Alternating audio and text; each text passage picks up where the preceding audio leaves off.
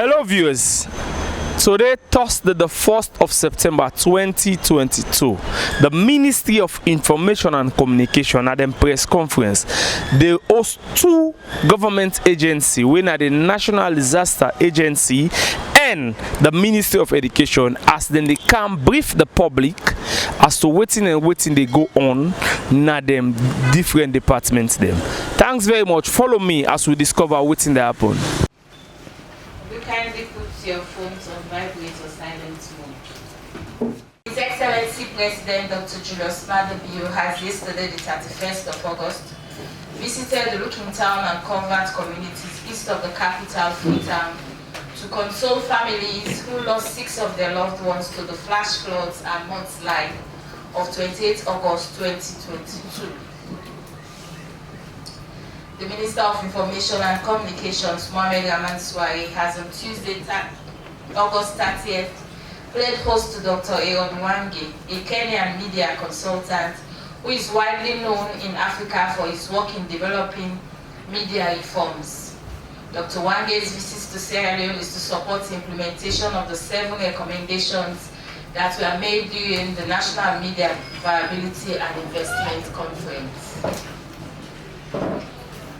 His Excellency President Dr. Julius Maada has on Tuesday, 30th August, met with members of the Sierra Leone Labour Congress, saying that although bad politics seem to be dividing the nation, he has set out on a nationwide engagement with critical groups to sustain dialogue.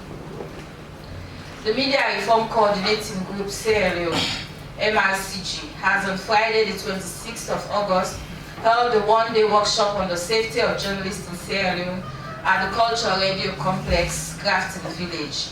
The development of a safety policy for media practitioners will ensure to promote the safety of journalists. And lastly, the Ministry of Social Welfare has in a press briefing on Tuesday, 30th August, updated the public on the status of children that were arrested during the August 10th demonstration. We now call on the Deputy Minister of Information and Communications, Mr. Salone Morning. He will be taking us to very key highlights relating to their specific interventions for August 28th, but looking at the broader picture.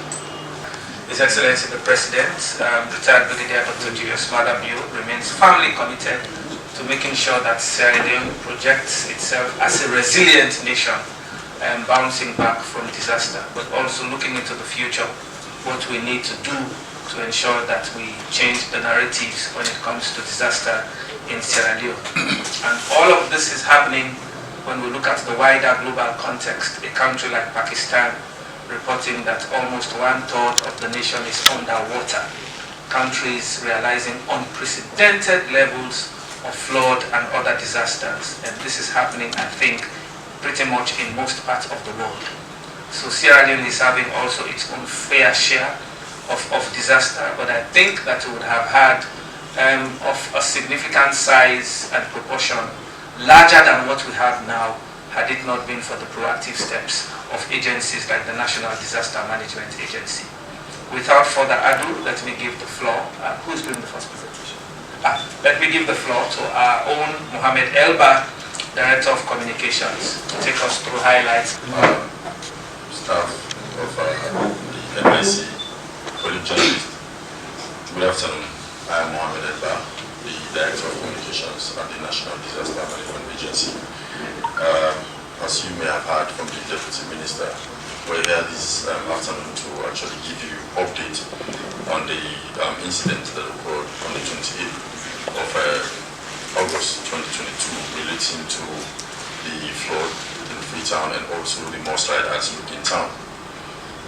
Before that, like the Deputy Minister rightly pointed out, the National Disaster Management Agency was established by an Act of Parliament in 2019. It was officially launched on the 19th of November 2020 by His Excellency President, retired Brigadier Julius Maada to effectively manage issues relating to disasters across the country, and also to enhance the capacity of communities to effectively respond to disasters within their own localities. Since the agency was established, we've been able to respond to over 20,000 population across the country victims who have suffered from windstorm, fire incidents, and of course flooding across the country. We have been able to respond to a total number of above 20,000 so far, and we've also been able to do a lot of risk mitigation activities across the country, so that we are not only there to respond to disasters, but we are also there to ensure that we mitigate the occurrence of disasters in communities, and of course targeting specifically national infrastructures also. So the presentation is going to focus on the 28th incident. Of course, we all know that we all recall that on the 28th, of course, 6 people died at Looking Town as a result of a slope collapse.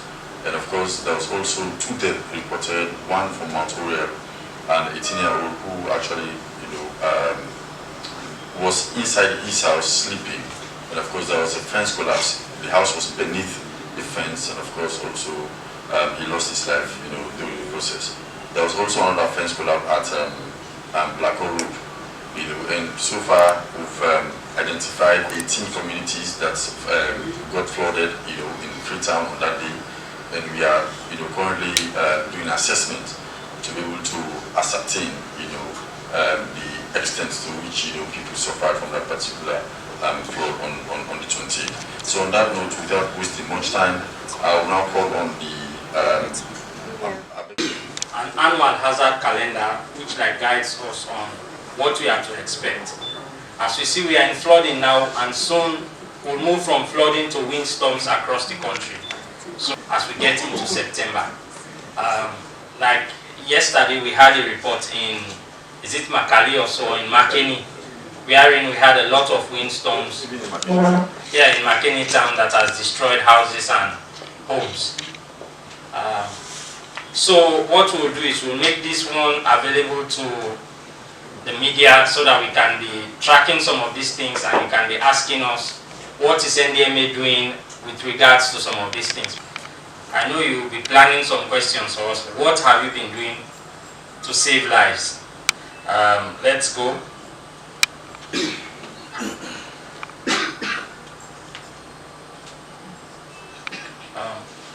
For 2022, these were the activities that NDMA planned, and these are some of these things we cannot see them easily, because once lives are saved, it's difficult for people to follow up on them. But one thing we decided to look at was anticipatory actions on critical national infrastructure. These are infrastructures who, if anything happens to them, our economy will be brought to zero. One of them is Guma. If Guma goes without water, the city will be brought to a halt.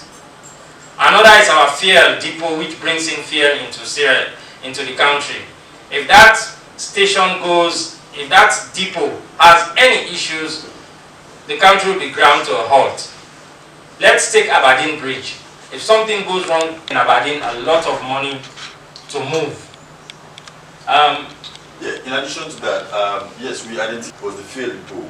We did not just identify it, we went there, and of course there's a very nice report that we put together for the attention of the Chief Minister. Of course, you recall that sometime in March, we went there, we did our reports and assessment, and of course, should anything happen to that particular depot, let us forget about the depot. But if you go down there and you look at how people have constructed makeshift structures, and how they are crisscrossing, among those pipes. Emanated from our assessments that we did.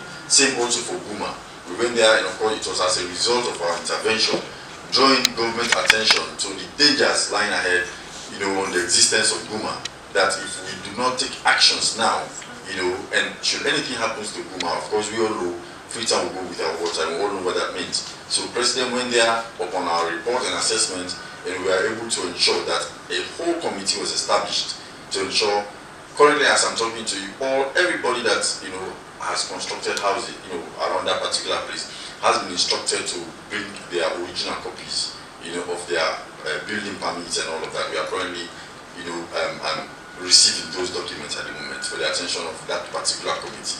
So it is not just the identification, we have taken also critical steps to ensure that we forestall whatever inimical activity that will be before those particular infrastructure. Yeah, and we will launch the Kongosa tool. The tool is designed to send text message to everybody in these communities to be registered with us, so that if at all your community is facing any disaster, that any risk or hazard that might generate, to send text messages to people in that community. So for instance, if you are registered in Krube and Krube wants to flood, you receive that text message. We are expecting Krube to flood. Can you move out? So we want you to prepare for the launching of that particular early warning tool and comment on. We want to mainstream disaster education in primary and secondary schools. We want them from hazards and risks, so that when they grow up with it, by the time we have those people becoming graduate, risk management decisions will be on the forefront of the development agenda, and it will help us.